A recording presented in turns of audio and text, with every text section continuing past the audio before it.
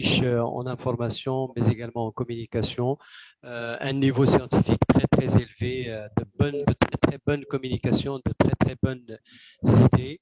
Sans tarder, je vais céder la parole à M. Hassan Fawzi, qui va nous faire la synthèse et qui va présenter une note de clôture de cet atelier et de ce colloque. À vous la parole, c'est Hassan Fawzi. Merci, c'est Hassan. On garde le meilleur pour la fin. On va terminer en apothéose. En fait, moi, j'avais deux communications. La première a été faite avec mon collègue Martin Mohel, qui a porté sur le storytelling au service des territoires touristiques. Et la deuxième, par galanterie, j'ai dû céder mon tour de parole à un collègue. En fait, cette deuxième communication, c'était une synthèse d'un article scientifique en cours de publication dans une revue scientifique. Une fois publié, je vais le partager avec vous. Et la thématique de l'article portait en fait sur le patrimoine, mémoire, identité et enjeux politiques et développement local. J'ai pris le cas de l'héritage colonial espagnol Sidi Ifni au Maroc. L'hypothèse est que le patrimoine certainement constitue une ressource territoriale, mais il serait erroné et faux de supposer que ces fins marchandes sont seules et uniques. J'ai essayé d'aborder la question du patrimoine sous un autre angle, pas en tant que ressource territoriale, mais comme instrument politique et géopolitique à travers le cas de Sidi Ifni, où le patrimoine a une charge symbolique. À Sidi Ifni, quoique l'occupation espagnole fait courte, 35 ans, je pense, si ma mémoire est bonne, de 1934 à 1969, les Espagnols ont légué un patrimoine matériel urbain très riche, rempli d'architecture coloniale et surtout d'équipements, des équipements phares. Ce patrimoine n'a pas été entretenu au fil du temps. Cela nous renvoie d'ailleurs à la question de l'inscription du patrimoine au Maroc dans le patrimoine colonial, dans la dimension patrimoniale dans la période post-coloniale, c'est-à-dire après l'indépendance. Le Maroc indépendant semble marquer un refus de considérer les objets de la période coloniale en tant qu'héritage du passé, c'est-à-dire le refus d'une condition coloniale héritée, ce qui explique d'ailleurs que l'aménagement du territoire n'a pas fait la part belle au patrimoine colonial. La ville d'ailleurs de Sidi Ifni en donne une illustration parfaite. Depuis sa rétrocession au Maroc en 1969, pour des raisons politiques et stratégiques, le pouvoir central n'a pas voulu perpétuer le dynamisme insufflé par l'Espagne. Ce qui montre que le problème de Sidi Ifni découle d'une politique de non-développement conduite par l'État, hantée depuis des siècles par un stress territorial, et là j'emprunte l'expression de Mohamed Nasser, c'est-à-dire le risque d'une dissidence tribale dans les montagnes et zones périphériques, ce qu'il convient d'appeler Bled Siba.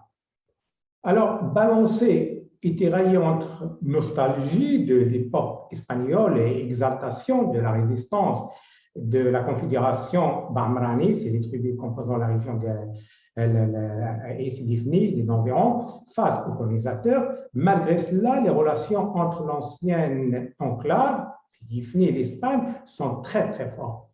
Nombreux sont ceux, les Pinoirs originaires de Sidi Ifni qui, en collaboration avec la diaspora à l'étranger, surtout en Espagne, se sont mobilisés en faveur de leur région de Sidi Ifni et surtout en faveur de la promotion du patrimoine local, dont la dégradation et la disparition sont ressenties comme une agression. Donc, il va falloir attendre le début de l'année. Oui, je pense 2013. Je pense c'est 2013, oui, pour voir le patrimoine et les processus de patrimonialisation s'imposer aux acteurs. Ce que j'entends par acteurs, l'État, collectivité territoriale, entreprises, associations et populations, à quel point que le patrimoine est devenu un véritable engouement. C'est ainsi que l'idée du patrimoine commence à intégrer petit à petit le processus de réinvention de la ville, de s'y définir. Alors, la question qui se pose, pourquoi fallait-il attendre tout ce temps-là pour que les acteurs commencent à mobiliser les objets patrimoniaux pour asseoir des actions de développement territorial? L'expérience de Sidi montre que l'influence des facteurs endogènes et exogènes joue un rôle essentiel dans le processus de patrimonialisation.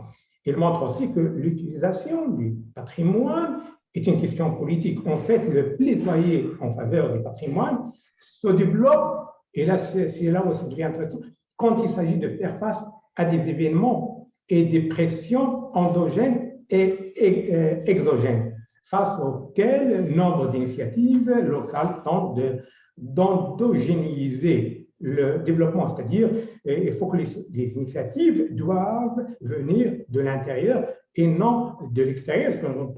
Là, je fais allusion à l'Espagne, sachant que la majorité des tentatives de réhabilitation du patrimoine est souvent menée par des associations ou des structures espagnoles officielles qui œuvrent pour une coopération socio-économique entre l'Espagne et Sidi Ifni, où il existe Sidi Ifni, là je parle, à Sidi Ifni où il existe deux courants aux intérêts divergents. Le premier courant, dont les logiques de patrimonialisation sont guidées par des démarches de développement économique à travers le développement du tourisme, l'innovation. Pour le deuxième courant, qui est dominant, les logiques de patrimonialisation sont motivées pour des raisons politiques et identitaires. La réhabilitation du patrimoine de la ville permet la préservation globale, je dirais, de l'identité. Mais aussi, pour ce courant, le patrimoine est mobilisé comme moyen de repolitiser le passé et aussi comme moyen de pression et de chantage exercé contre l'État et face à une politique publique déficiente. Toujours pour ce courant, le patrimoine colonial leur est politiquement favorable dans le sens où le patrimoine représente l'âge d'or de la vie de Sidi Ifni, où il fait référence à une période, je dirais, très prospère et à un passé que la population locale ne cesse de glorifier. Ainsi, l'idée qu'on se fait de l'objet patrimonial diffère, je dirais, d'un acteur à l'autre et conditionne même les choix d'aménagement urbain. La mise en patrimoine donc, peut donc bien servir les intérêts de plusieurs acteurs locaux, populations locales, associations, ONG, ambassades, consulats des États, et là je parle de l'Espagne qui détient jusqu'à maintenant 11 bâtiments, et qui sont soumis, ces édifices sont soumis à une protection presque diplomatique et politique. Donc, c'est la mise en patrimoine donc, à travers l'instrumentalisation politique et géopolitique. Ils peuvent se servir de ces bâtiments à travers leurs instrumentalisations politiques et géopolitiques. Et aussi pour les associations locales comme étendard face au pouvoir central. Donc, pas seulement en tant que valeur marchande. À Sidi Ifni, le patrimoine colonial a une charge symbolique liée à l'historicité de l'identité locale, ce qui explique le fait qu'il se trouve exclu du circuit des valeurs marchandes, mais utilisé pour servir à la fois la cause de la communauté ifnaoui et leur territoire. Depuis la révolte sociale de Sidi Ifni en 2008, le patrimoine s'est vu attribuer la fonction protectionniste, ce qui explique la forte mobilisation de la société civile en faveur de la sauvegarde et de la réhabilitation du patrimoine bâti de l'époque coloniale espagnole, bien sûr. On peut conclure donc qu'à Sidi Ifni, le patrimoine est un facteur de résilience et à la fois résilience et cohésion sociale, mais aussi un vecteur d'affirmation identitaire et géopolitique. Cela dit, l'approche territoriale du patrimoine ne constitue pas toujours le seul fondement du processus de patrimonialisation. Il y a aussi l'approche géopolitique qui considère le patrimoine comme un instrument géopolitique et un élément clé de ce qu'on vient d'appeler le soft power des États. Et c'est défini en illustration parfaite. Ça, c'était une petite synthèse de la communication, ma communication que je n'avais pas faite, parce que, bon, ça a été évoqué pour les raisons évoquées. Hein. Alors, le texte bientôt sortira dans une revue scientifique. Je vais le partager avec vous. Alors, pour clôturer cet événement scientifique, je tiens à remercier tous les intervenants pour la qualité des communications et les débats qui se sont succédés durant ces 4 jours et qui ont parfaitement répondu aux objectifs que nous sommes fixés. Hein.